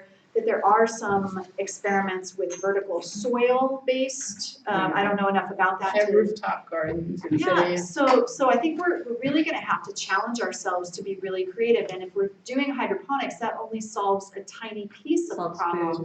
It's not contributing to the larger solution around getting carbon sequestered, which has the benefit of being good for us and the food that we eat, so it's a double benefit. If you don't have a lawn, what you can do is you can support the sequestering of carbon in public parks, in state parks, on college campuses, on school campuses. So you go to school, There's probably green areas around there. They can pull carbon out of the atmosphere and put it back into their lawns. You can do that around this building. So not everybody has a lawn, but there's, that's a way you can make a contribution, is by supporting, talk to your principal, talk to people that you know and say, hey, did you know you could help out the environment by putting carbon back in your lawn or in your green areas, in your actually athletic fields. I think in your case, principal mom does know that, so that's. Oh, is that's that your good. mother? No, I mean, you're, no, I'm no, sorry. no, homeschool. No. But the point being that there are spaces, there are natural spaces, but what kind of natural are they? And what can you do to enhance that? Yes, ma'am. I have two questions now. My first question was just a simple, dumb question. In Baltimore, where have you found places that you're working on? Well, we just had a meeting recently with several representatives of several of the main universities in the city, or in the county and city, about resilience. So I prepared a 2-page paper to begin advising them, if they're interested, in how to sequester carbon in all of their green areas, using mycorrhizal, the things I've talked about today. So Towson and Goucher and University of Maryland, Baltimore County, and so on and so forth. And then Baltimore has 5,000 acres of parkland, which That's what I was wondering about. Are you using the parks? I'm not using any of it. I'm up against governments, structures, politics. Which is the worst thing. Well, it is the great sea of indifference. So no, we haven't gotten anywhere yet, but we're Determined I'm a hopeless indifference. prodder. I keep moving forward. I don't care. But, and how about in your own planting? Have you made any areas healthier? Where Yes, you ma'am. work? And I've done this in states all over the country, and I just left a 140-acre farm on the Eastern Shore, and we were able to improve the soil there, and we successfully grew a tomato crop this year that was absolutely free of disease as a result of improving the health of its growth environment. So does this mean we should be, more of us should be buying only Maryland products? No, ma'am. It does from a carbon footprint perspective, but until farmers are more conscious of nutrient density in their food, not even organic food is more nutrient dense than conventionally grown. There's no scientific evidence to say that it's better for you. So have we progressed in nutrient density in this state? Not to my knowledge. I'm not aware that nutrient density is a pretty new conversation. Other than myself, I've only heard 4 or 5 people talk about it. Actually, if you look at the mission statement for the Healthy Soils Consortium, we talk about increasing the nutrient content of foods. I'm because sorry, I didn't hear you. I said the mission statement for the Healthy Soils Consortium talks about one of the co-benefits of healthy soils and doing it properly is the increasing the nutrient content of foods. Yeah, the way the microbes and the fungi work is the fungus, mycorrhizal fungi, has a symbiotic relationship with the roots of the plants. So everything the plant gets to eat is actually pre-digested by these fungi and these microbes. So also, if the root ball of the plant is this big, the colony of the fungi will be this big. So it's expanding the root access area and able to absorb nutrients far beyond the plant's roots. So that improves the nutrient level of the plant. If I could just say, we did a symposium earlier this year in Annapolis called Digging Deeper, the role of healthy soil in Maryland's agriculture, water, and climate. And if you go to the fergusonfoundation.org, there's a link on our homepage to all of the presentations that were given. And Dr. Chris Nichols, who is the scientist at the Rodale Institute up in Pennsylvania, did a delightful talk where it's fun, it's engaging, it's interesting, kind of more fully explaining the concept that Michael just touched on there. Christine Nichols, yeah. And so in addition, well, anyway, it's a great resource. So I would highly, highly recommend it if you're really interested in looking at that more deeply. I'm sorry. I say Extension also has Dr. Sarah Baya, who runs the climate program there, and she occasionally gives presentations. She was the speaker at the 2 workshops that I mentioned earlier. And, she has She is frequently the guest of many of the soil conservation districts. So She's spoken here, Susan. And I think we have, on our website access, right, Carl, to her presentation. Something I would say about nutrient density. I wouldn't advise you waiting for the system to catch up to where you need it to be for your health. 30 years ago, when I first discovered this problem, I immediately started using a mineral supplement that contains 72 minerals that I get through Swanson's vitamins. I also started using probiotics, 10 species, 66 billion organisms daily. And I also introduced broken cell wall chlorella because it is the most effective detoxer known on the planet and the only known cure for radiation poisoning. How do you spell them? I'm sorry. Chlorella, C-H-L-O-R-E-L-L-A.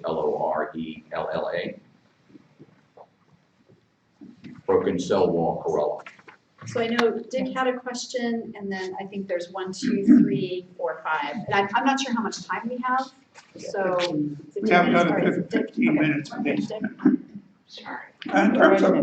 In terms of grass and lawns, does it, even if you use organic fertilizer on grass, You wanna put that one down in here, because I. how much carbon sequestration would you have on a lawn? I was wondering what you put down. Well, lawns are carbon sinks. NASA's Ames Research Institute did a study That's and what I determined that the lawn can be a carbon sink. If you introduce, it's not just the fertilizers. You want to have a fertilizer, for instance, that has the mycorrhizal in it. So it wouldn't be as measurable as on a farmer who's getting it down to multiple, feet. But it would be helpful, and considering that we have more lawns in the United States than we have cultivated corn. That's correct. And lawns actually you have way more lawns than you have farmland. So this is really, even if it was a small, little thing, it added up across the board, it would make a big difference. But wouldn't it be better to convert these lawns into vegetable gardens? Yeah, or let them grow, let them grow through 3 feet, get rid of the local regulations requiring you to cut your grass, raise your mower height. There's lots of different things you could do that would be, begin to marginally increase the impact you are having across the board. Right. But you can also change the species of grass that you use. That's right, yeah, you can go to, Okay, I know we had a couple, Zoysia grass, for example. soya is great, yeah. couple of questions in the back. Kim, 2 ladies in the back over there, and then you, ma'am.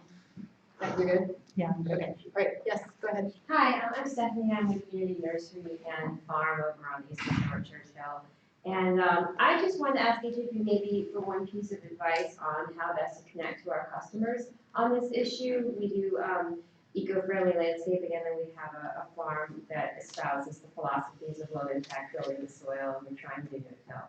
And so I just wanted to ask for your advice to us as a business that connects with customers educationally and in a land use way. Well, Maryland Department of Agriculture has a website called Maryland's Best, and they actually have a label. And we've also, by the way, just introduced a new program to help our returning veterans who want to return to farming. It's called Homegrown by Heroes, and those labels appear on the food that they grow. So as I said, you can go to if you're listed for whatever products you grow on that website, you can give your philosophy, of how you grow, and people are always interested in doing that. And I always refer people to that website because there's lots. One of my neighbors said, "Where do I buy a turkey?" I said, "Well, go look at the Maryland website. It's got all the turkey farmers there." So your question, were you interested in getting more customers because you are ecologically friendly business, or do you want to educate people how to participate in improving the environment? Well, that's part of our business mission. Right. And so I'm just curious how you would recommend, based on your interests, we connect this issue to our customers. Not really attract, how do we get more customers, but more our customer base is very much in line with this movement and with the values of this group. Well, you could create an educational, folding pamphlet thing that you give people, and what Susan said certainly would help, and, yeah. Yeah, I would. People like education. I would echo that. Certainly, our biggest export, our biggest product on our farm is education. So I would certainly concur with what Michael said. But I think remembering what motivates people, and at the base, health and wealth are two things that generally everybody cares about in some fashion. Unfortunately, sometimes health and wealth are in conflict with each other because it can, the perception is that it costs more, or the reality sometimes is that it costs more to be really healthy, to eat organic or nutrient-dense food. And so, I think the best advertisement for a nutrient-dense lifestyle is this guy right here, right? You told me you haven't been sick in 30 years. I'm 63 years old. I have not had a cold in over 30 years, and have never had the flu. I do not see doctors. So, so I think it's that, like, what your investment by being here, what is it doing for you? And to be able to connect people back to kind of what that means, what nutrient density and the composition of what we are physically would be a really interesting thing to do. Yes. So Michael, let me just clarify this. Your opinion is that taking carbon out of the atmosphere will take care of climate change, whether or not we're still putting carbon into the atmosphere? That's what scientists are saying, is that in the case of Dr. Law's point, is that if you reach a certain point where the soil is absorbing carbon that will then equal your emission. So that stops the adding of carbon into the atmosphere. Then as you expand the percentage of land that's been properly reconstructed, it would then begin to pull the carbon out of the atmosphere in addition to leveling off, and bring us back to a industrial level carbon output of 250 parts per million within 20 years. Now that would take about 30% of the global grasslands. The world is 2/3 of the world's land surface is grassland.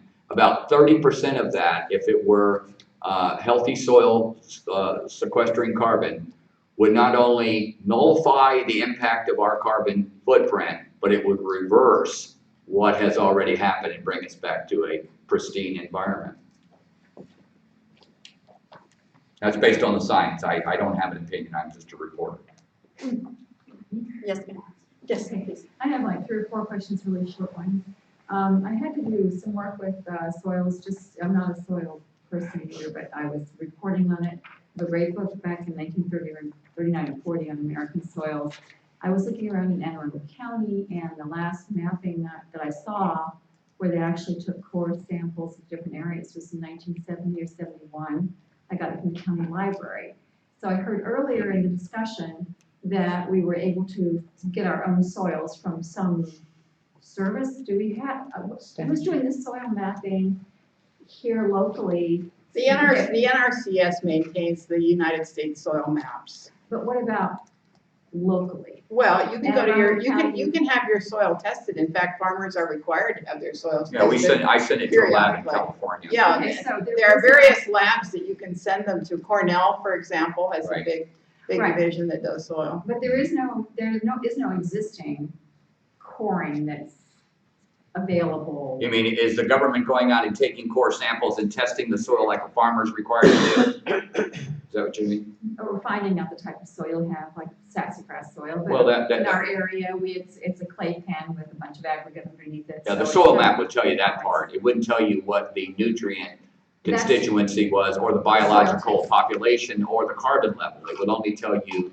the soil type. But if you send it to like Cornell would do that. Yeah, Cornell will do that. Yeah, it costs about $75, $90 to send a sample to Cornell. And you can find, just Google it, you'll Right, I thought that perhaps with this age of, computers and webs and satellites passing over, that there was some magical, there isn't. Well, No. I guess There is the satellites, there is a relationship between farmers and ground sensors and satellite data in terms of you might want to put more nitrogen, NPK over here in this field than over here, because this one may have, according to the standards set by whoever sets those standards, that this might be fine. So you don't want to spread the same amount everywhere. Like when I put down minerals, if the soil's is dead, I put down 200 pounds per per acre. And then the next year, I will, send my test out and get input, and then I may drop to 100 pounds. And then the third year may go to 50. And then after that, I won't do any, because I've introduced these other things. So there is that relationship, but there's missing analysis here. Soil scientists will tell you that soil has lots of microbes in it. That's right. They're probably pathogenic. Okay? Beneficial? I doubt it. Yes, they might have one type of mycorrhizal. You really should have at least 2 or 3. It won't tell you what the carbon content is. You have to specifically ask for that, and those tests cost more money. So there's a lot of variables in there, but what Susan said is correct. May I ask what so why are you asking the question? You must have a reason. Is it that you'd like to know what's happening with your own soil, or? We do gardening sessions and with master gardeners, and we do the instruction sessions to locals and libraries and stuff. Well, call me and I'll hook you up with a great lab in Massachusetts. They're bricks method farmers, which is how you determine nutrient density for real.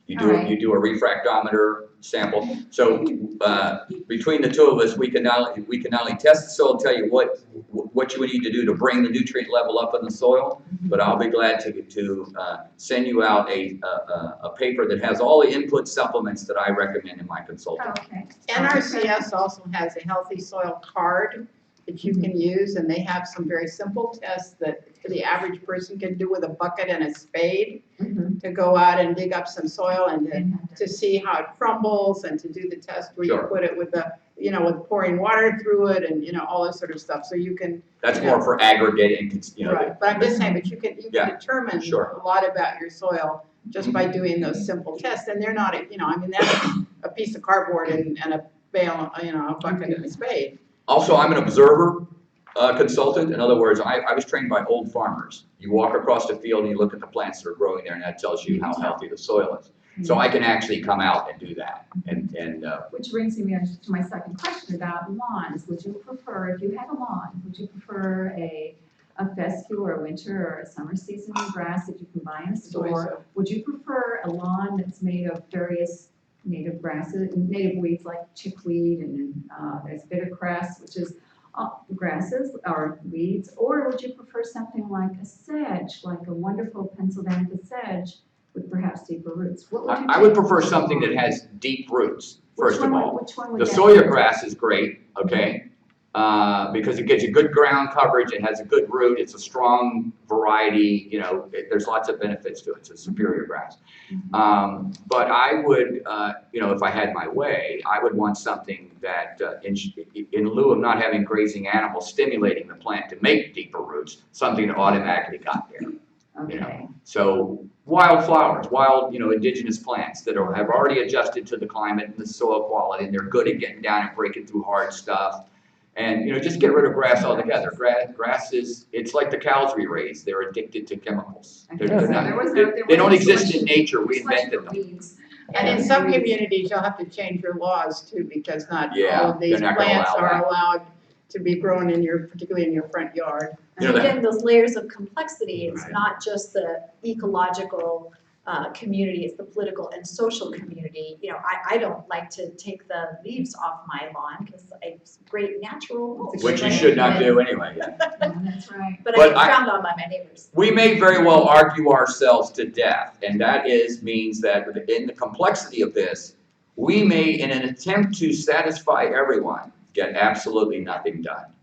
And result in a catastrophe. That's very true. And that's one of the reasons why I said in terms of passing the Healthy Soils Bill, that we tried to focus on those things where we could find agreement. Sure. And where we could move forward, because I'm a firm believer that doing something is better than doing nothing. In regard to that, Susan, I'm wondering whether you have a strategy for getting farmers off the use of chemicals, even though it's not written into the Healthy Soil Bill. That that's harmful, to, Well, I mean, that's one of the reasons why we have very strict nutrient management regulations. I mean, that's the whole idea, because basically, when you write a nutrient management plan, there are a variety of tests that are done on your soils. It's not just, the content of what's in the soil, it's a porosity, it's your hydrology, your soils, your slopes, all those things go into writing a nutrient management plan. So basically, you're reducing, first of all, the amount of fertilizer that's used. You also can do it through like split applications where you don't put it down all at once. You do it at different times in the growing season. There also is something called the Green Seeker, which we've been promoting the use of in Maryland, which is a rig that fits on a tractor and it looks sort of like an airplane wing. And you do this whole GIS mapping system of your field, and then this thing goes over, and instead of just, spraying your fertilizer wholesale across the field, it actually senses the plant's need for that particular nutrient and puts it down in that plant in that location, so not everything gets fertilized. So yes, we are advocating the reduction of this, but we also have to realize that we do have some limitations in terms of, the ability of a plant to grow. I mean, it needs to have nutrients, and until we have the kinds of soils but where they how can about cycle using this organic nutrients instead of synthetic nutrients? Yeah, they're readily available now, so we don't, you gotta be careful here. There's a false equivalent, okay? You don't have to continue using synthetic fertilizers because there's an absence of something that could replace it. Right. The reason you are dependent upon a synthetic system is because the industry is dominant of the federal government. It is a massive corporate system. It is the money that is there, and they are going to push back on every single attempt you make to get rid of synthetics. However, in the soil bill, I was happy to see them use the word function as a biological system. Now that is actually a doorway into requiring organics use, because if you're going to keep using herbicides, pesticides, fungicides for killing the biological environment of the soil, then you'll never be able to complete what this limited law, unfunded, was created to do. So the citizen, again, no major social change has ever occurred from the top down. It always occurs from the grassroots. And since everybody's life is dependent upon a solution to this issue, I would recommend that you get busy. And So I know, ma'am, you had a couple of other questions that I you wanted did, to. they're very short. One is the the extension services on your consortium. You have Sarah, Dr. Ryan. Sarah. Okay, and you have one other from Caroline County.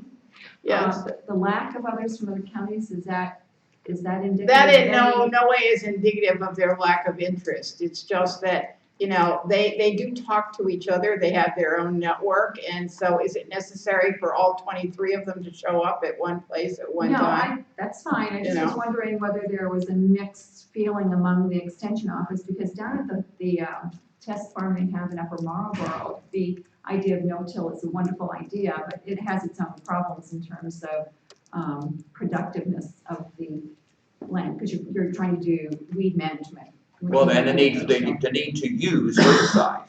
The current model for no-till requires these herbicides to be used. So it's a mixed Well, there's bag. also been some new research that's shown, for example, strip tillage. There are other ways of keeping reduced tillage in use without being as totally destructive to the soil. It's just going, like farmers in the Midwest just hop on their tractors every spring and happily rip up that beautiful, 12 feet of black loam that they've got there and send a good percentage of it down the Mississippi River to create the dead zone in the Gulf of Mexico. And this is something that, I think our farmers have recognized, is they want to keep their soil in place because it's, first of all, they need it. But as I said, it's there are different techniques that are being used now. And organic farms, just like other farms, can have their issues, and not all soils can be treated equally. Not all of these practices work in the same situation. So They were experimenting with different Right. versions of no-till. So If I could friends, just add, let me suggest that, You can call me. and you can come up and talk to folks. We've gone to Can I ask my the end of question our hour. first? We've gone to the end of our 2 hours, Okay. and we have another group that's coming in here. I hope someone has my book too somewhere. So take advantage of the opportunity to speak with people individually. Phil, may I just offer one last resource to think about? There's a great series that has been done, a video series out of Arizona State University, interestingly enough, where much of your organic lettuce is grown, by the way, in the desert in Yuma, is called Soil Carbon Cowboys. There's a Dr. Peter series of videos. And there's one that's called 100,000 Beating Hearts. It is Will Baker, a farmer out of Georgia, 12 minutes of your time. It's a beautiful encapsulation of the challenges and solutions. And with respect to farmers, what I would say is they're looking to have a quality product and at least cost possible. So when we get to a place where there's greater understanding of you can live without synthetics, which is something that we're going to be undertaking as a part of this grant that I mentioned, helping farmers to understand that there is a different way, helping to see that you can have lower costs, higher productivity, all those things that, when everything comes together, a system works and is beneficial for the whole. And so And it also takes time to do it. It's not something you do it 1 year and then you've got these magical results. Right. I mean, you have to be committed to the long term. That's correct. So let's And give we're our almost out of speakers time. a round of applause.